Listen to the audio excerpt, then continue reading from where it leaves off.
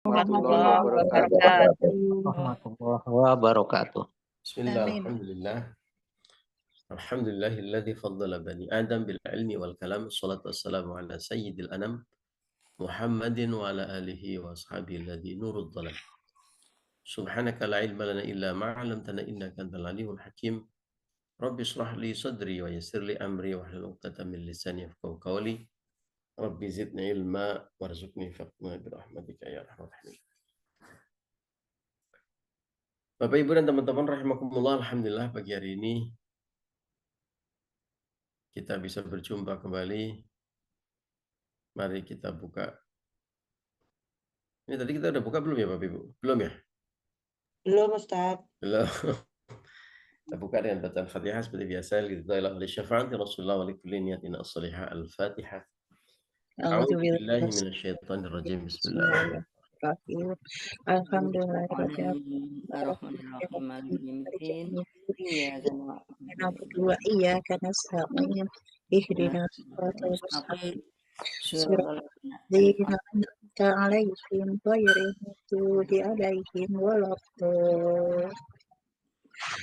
Amin. Bapak Ibu dan teman-teman rahimakumullah, alhamdulillah pagi hari ini kita berjumpa kembali. Bahagia rasanya bisa berkumpul bersilaturahmi dengan orang-orang hebat dan orang soleh-solehah seperti panjenengan semuanya. Amin ya Allah. Mudah-mudahan istiqomah, mudah-mudahan kita tentu juga berlimpah barokah serta ngaji serta silaturahmi ya Bapak Ibu. Amin. Orang ngaji itu salah satu orang yang paling hebat karena ngaji itu bukan hanya urusan ilmu, bukan hanya urusan pengetahuan otak, tapi juga urusan ruhaniyah kita. Salah satu fadilah ngaji itu tazkiyatun nafs, mensucikan, membersihkan ruhaniyah kita. Dan yang lebih hebat lagi itu dari orang ngaji. Setiap ngaji itu kita didatengin malaikat. Malaikat itu menemani kita, membagikan rahmat Allah dan mengamini doa-doa kita. Makanya sambil ngaji sambil berdoa terus, ya Allah mudah-mudahan closingnya sukses ya Allah. Gitu. Bapak Cita kenapa? Pada saat akhir-akhir bulan itu penting sekali ngaji ya Pak Cita ya. Nggak cuma akhir bulan, setiap saat ya. Kita lanjutkan ngaji kita. Ngaji kita adalah Nashihul Ibad, kitab Nashihul Ibad. Kita sudah sampai di bab berapa Bu? Ini kuis ini. Ada yang Bab 3, makalah 15, nomor 1 sudah, kemarin nomor 2 lagi. Masya Allah. Luar biasa ini. Kafilah Padang yang sangat mengingat. Betul sekali ya Ibu, terima kasih ya Bu. Ya Pak, Bab ketiga, makalah kelima, bagian kedua. 15 Pak, 15. 15 betul. 15 bagian kedua. Bagian pertama sudah kemarin. Sudah. Ya kalau saya lupa tinggal nanya aja ya Bu. Iya Pak. A'udzubillahi minasyaitonirrajim. Bismillahirrahmanirrahim. Wal maqalatul khamisata asyrata, inilah maqalah ke-15. Ruya anna rajulan min Bani Israil. Diriwayatkan seorang laki-laki dari Bani Israel, jama'a thamanina tabutan minal ilmi. Dia mengumpulkan 80 box, 80 peti buku-buku yang berisi ilmu yang sangat banyak. Ya. Wal halu annahu lam yantafi bi'ilmi. Tapi hakikatnya, sesungguhnya dia, actualnya dia itu tidak mendapatkan manfaat dari ilmu tersebut. Fa'auhallahu ta'ala ila nabiyihim. Kemudian Allah memberikan wahyu kepada nabinya, nabi mereka, nabi Bani Israel. Ya, tidak disebutkan nabi Bani Israel karena nabi Bani Israel itu banyak. Ya, nabi Bani Israel itu banyak. Nah, tidak disebutkan siapa nabinya, tapi disebutkan ini nabi dari salah satu nabi dari nabi Bani Israel. An tafsiriyatan kulli hadzal jami' litilkal kutub. Ya, untuk menjelaskan, ya, untuk mengatakan kepada orang yang mengumpulkan ilmu ini, katakan kepada orang yang mengumpulkan ilmu ini, ya, untuk mengatakan apa? Lau jama'ata katsiran minal ilmi, meskipun engkau, walaupun engkau mengumpulkan begitu banyak dari ilmu, lam yanfa'aka, tidak akan memberikan manfaat kepadamu illa kecuali anta'mala bisalasati asya, untuk mengamalkan 3 perkara. Bagian pertama kemarin kita sudah belajar la tuhibbud dunya, la tuhibbad dunya, tidak mencintai dunia secara berlebihan, kemarin kita sudah mengkajinya. Nah, bagian kedua ya sekarang. Wala tusahibis syaitana, dan janganlah engkau bersahabat dengan setan.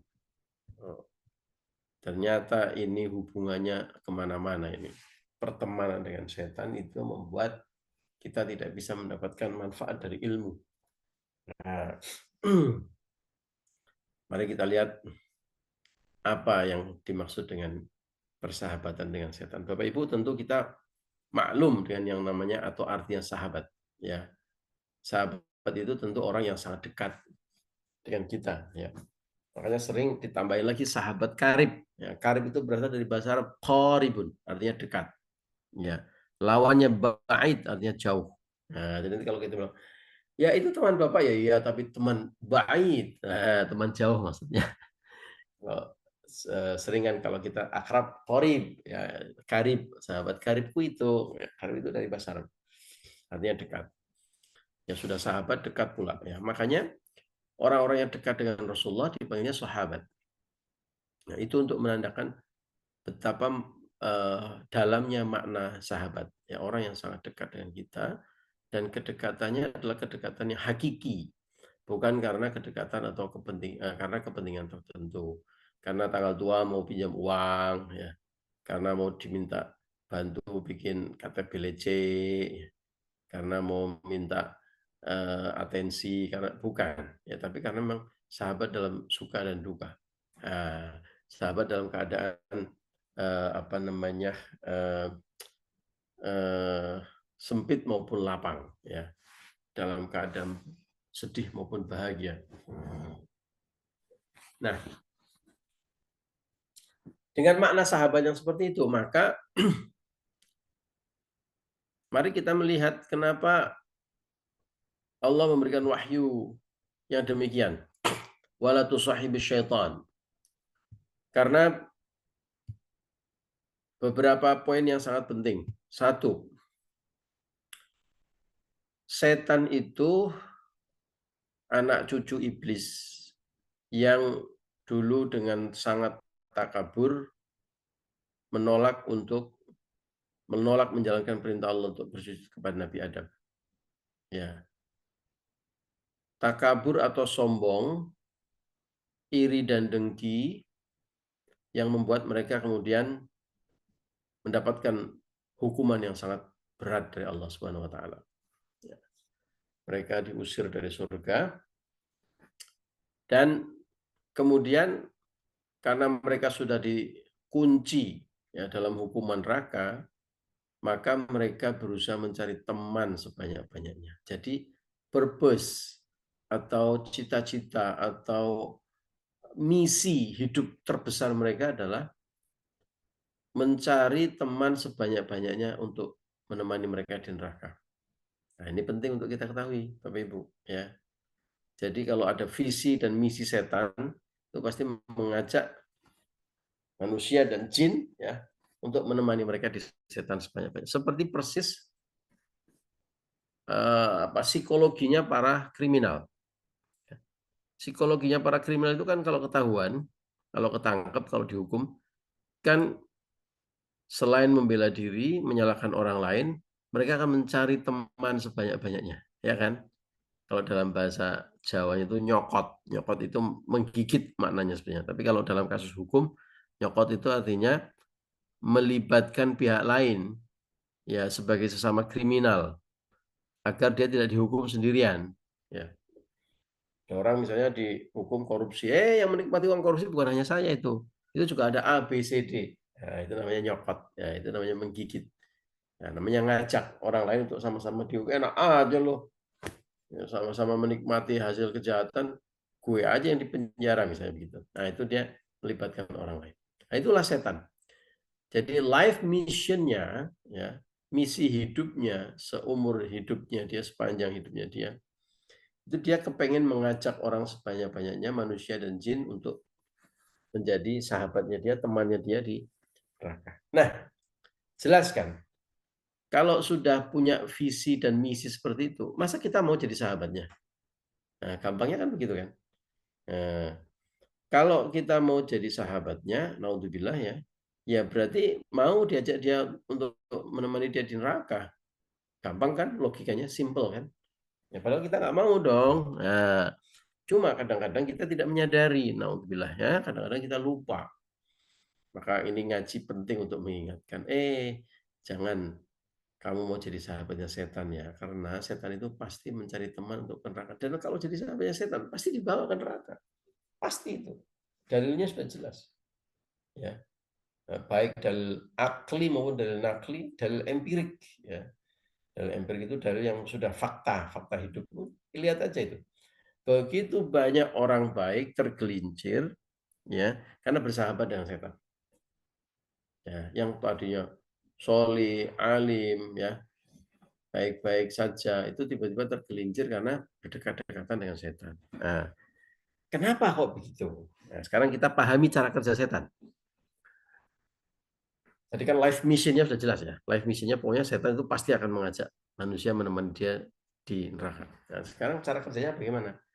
Agar orang itu bisa tertarik dengan dia, mau diajak menemani dia di neraka, maka yang pertama kali dia lakukan adalah tadlil. Tadlil itu artinya menyesatkan. Ya, perumpamannya gampang. Misalnya, Bapak, Ibu, kalau di Jogja itu hati-hati nih di Jogja ini. Saya orang Jogja, bukan berarti menjelek-jelekan Jogja ya. Kalau ada orang yang tidak sopan bertanya di jalan, ya, ukuran kesopanan Jogja itu agak tinggi. Misalnya orang bertanya tapi motornya nggak dimatikan. Nah, itu dianggap nggak sopan itu. Naik motor, duduk di atas motor terus tanya gitu. Atau di mobil tanya cuma buka kaca. Nah, itu dianggap nggak sopan itu. Nah, saya pernah punya pengalaman zaman SMA dulu, belum terlalu tahu gitu kan, naik motor di gang itu tanya, dulu belum ada Google Map gitu, tanya rumahnya siapa gitu ya, motornya nggak dimatikan gitu. Nah itu tadlil, itu disesatkan itu. Harusnya belok kanan disuruh belok kiri. Oh iya Pak, di sana Pak, kiri Pak, nanti belok kanan. Itu tadlil. Maka apa yang terjadi? Ya nggak akan ketemu kan? Nggak akan ketemu sesuai dengan cita-cita kita kan? Nah, cita-cita kita itu kan pasti kebaikan, pasti surga. Tapi sama setan itu disesatkan, dibelokkan. Nggak usah ke surga, nggak usah berbuat yang baik. Itu tuh di sana aja. Ada neraka, tentu ngomongnya nggak ada neraka. Itu di sana tuh ada yang keren tuh, ada yang asik tuh, ada yang seru tuh. Ya, ada yang cakep tuh, ada yang enak tuh, ada yang asik tuh. Gitu. Nah itu tadlil. Ya, jadi ditunjukkan jalan yang sesat, ditunjukkan arah yang salah. Kita nggak sadar, kadang-kadang kita nggak sadar. Karena apa kita nggak sadar? Ini cara kerja setan yang kedua. Cara kerja setan yang kedua adalah untuk mensukseskan tadlil, maka dia akan melakukan tahsin. Tahsin itu membaguskan, ya, membaguskan yang kalau tahsin yang benar kan membaguskan sesuatu yang benar terus jadi lebih bagus, ya. Tapi ini tidak. Setan akan menunjukkan kepada orang yang dia goda sesuatu yang jelek menjadi bagus, atau minimal ragu-ragu, was-was. Nah, minimal ragu, kalau nggak bisa dibelokkan dulu, itu mulai dari ragu-ragu. Ya. Dan setan mulai menggodanya itu mulai dari sesuatu yang kecil menjadi sesuatu yang besar. Kerician dari kerojokan kalau orang Jawa bilang. Ya. Jadi orang yang membunuh itu tidak langsung digoda untuk bunuh aja itu saudaramu, bunuh aja itu orang itu. Enggak. Dimulai dari apa? Dari kebencian. Ya. Kebencian itu dimulai dari apa? Bisa dimulai dari yang sangat lembut, misalnya iri dan dengki. Ya. Iri dan dengki itu dimulai dari apa misalnya? Misalnya dersulo. Dersulo itu orang Jawa bilang, bahasa Indonesianya berkeluh kesah. Nah, kan tipis banget kan? Keluh kesah itu kan kayak seolah-olah dosa yang sangat kecil, bahkan ya bukan dosa lah, orang saya lagi susah beneran kok. Nah, ternyata setan itu sudah mengintip di jalan itu. Mulai di tikungan itu setan sudah menanti. Ini orang-orang yang suka dersulo, orang yang suka berkeluh kesah, ya, ditangkap nih sama setan, diarahkan, disesatkan jalannya, dinaikkan levelnya. dari Rasulullah, dari berkeluh kesah menjadi iri dan dengki. Iya ya, saya ini susah karena dia itu yang jualannya suka ngasih itu harga yang diskon yang nggak karu-karuan, itu pasti dari black market. Nah, kemudian nanti fitnah, berubah menjadi fitnah kan. Terus dia berubah menjadi terus kebencian terus bertumpuk-tumpuk. Akhirnya bisa berubah menjadi bisa menuju kepada permusuhan abadi, bahkan bisa sampai ke pertumpahan darah. Begitulah setan menggoda kita. Jadi sesuatu yang tampaknya buruk dirubah menjadi bagus. Ya, ada saja nanti alasannya dan pembenarannya. Misalnya orang yang minum alkohol itu alasannya untuk menghangatkan badan. Wah, kelihatannya kan netral-netral saja. Ini untuk menghangatkan badan. Terus kemudian orang yang pokoknya begitu ya. Hal yang buruk itu nanti ditutupin dengan alasan-alasan yang bagus. Nah, itu. Nah, hebatnya setan, bukan hebat ya. Ini apa namanya? Kelihayan setan yang harus kita waspadai adalah setan itu bisa datang dari arah depan, belakang, kanan, kiri, atas, bawah, ya, dan bisa sangat lembut masuk ke dalam manusia, bahkan bisa masuk ke aliran darah manusia, bisa mengalir kemana-mana, ya. Makanya dia bisa sangat intens dan sangat dekat menggoda manusia. Mulai dari pola pikir, ya, cara berpikir kita itu sudah digangguin sama setan, ya. Nah, termasuk juga setan itu menggoda, kalau tadi kan menutupin yang jelek jadi bagus. Nanti yang bagus itu ditutupin atau dikaburkan oleh setan menjadi sesuatu yang sangat berat untuk dilakukan. Ya, misalnya mau sholat nih. Alah, berat banget yang sholat ini, kerjaan banyak, ini capek badan. Ini mager, ini masih senang mainan medsos misalnya. Nah, orang mau sedekah, itu orang ya, kerjaannya minta mulu. Dulu pernah minta, saya kasih, sekarang minta lagi. Udah nggak usah lah. Nah, itu kan. Itu cara setan membisiki kita. Nah, karena kemampuan setan masuk kemana-mana, bahkan ke aliran darah kita, ya, termasuk hati, pikiran kita, digangguin sama setan. Yang bagus-bagus itu rasanya jadi berat. Yang buruk jadi kelihatan indah dan mudah. Yang bagus jadi kelihatan berat, susah. Mau sedekah rasanya berat, mau sholat rasanya berat, mau menolong orang rasanya berat, mau puasa, aduh nanti gimana kalau lapar ya, gimana kalau apa namanya, gula darah saya ngedrop, gimana kalau nanti saya diajak makan siang sama atasan, nggak enak dong kalau menolak. Terus ada saja bisikan-bisikan gitu ya. Nah, itu cara-cara setan menggoda kita. Masih ada beberapa cara lain, tapi waktu kita terbatas. Saya mau masuk ke bagian akhir, yaitu yang harus kita pahami adalah bahwa Bapak Ibu, setan itu minal jinnati wan nas. Nah, ini penting ini. Jin itu artinya makhluk yang tidak tampak. Ya, jinnah. Ya, jinnah itu jin itu najana, sesuatu yang tidak tampak. Nah, maka jin itu makhluk yang tidak tampak. Banyak yang memahami setan itu hanya yang tidak tampak saja. Jangan salah. Kan Al-Quran sudah menyebut minal jinnati wan nas. Setan itu bisa berupa jin, makhluk Allah yang tidak tampak, bisa juga nas, manusia. Kenapa manusia menjadi setan? Ya, kerasukan setan. Ya, sudah menjadi bagian dari setan. Maka ketika kita membaca maqalah tadi, wala tusahibi syaitan, jangan engkau bersahabat dengan setan, itu bukan semata-mata yang tidak tampak yang harus kita waspadai, tapi termasuk juga setan dalam bentuk manusia. Nah, loh. Apa tandanya setan yang berbentuk manusia? Ya kan persis tadi cara kerja setan tadi. Kalau ada manusia yang melakukan cara kerja setan, itulah setan. Cara kerja setan tadi apa? Menyesatkan. Kalau ada orang senangnya kok menyesatkan kita terus. Nggak usah ngaji, Bu. Ngapain pagi-pagi ngaji? Pagi-pagi itu waktunya untuk leyeh-leyeh. Nah, menyesatkan kan? Ngapain haji?